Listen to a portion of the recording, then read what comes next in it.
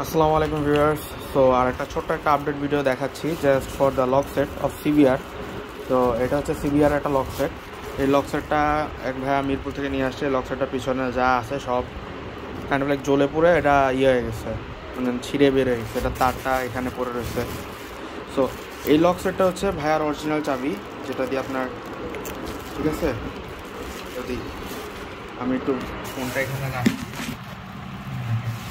তো এটা আপনার অরিজিনাল চাবিটা, যেটা দিয়ে আপনার এই যে ঘাড় লক, বাইক অন অফ ঘাড় লকটা করতেছে। লক সেটটা মোটামুটি ঠিক আছে, বাট ঠিক আছে ওয়ারিং টোয়ারিং যা আছে এগুলো সব নষ্ট হয়েছে। এখন এটা ছিল ভাইয়ার পুরানো লক সেট, এটা হচ্ছে ভাইয়ার চাবি যেটা দিয়ে আমরা করতেছি।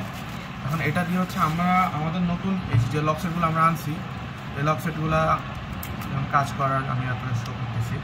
এই যে ঘাড় লক অফ হলো, বাইক অন অফ, এই যে ঘাড় lock. So everything is working perfectly and both of the locks are similar. So দুইটা সেম জিনিস দুইটা।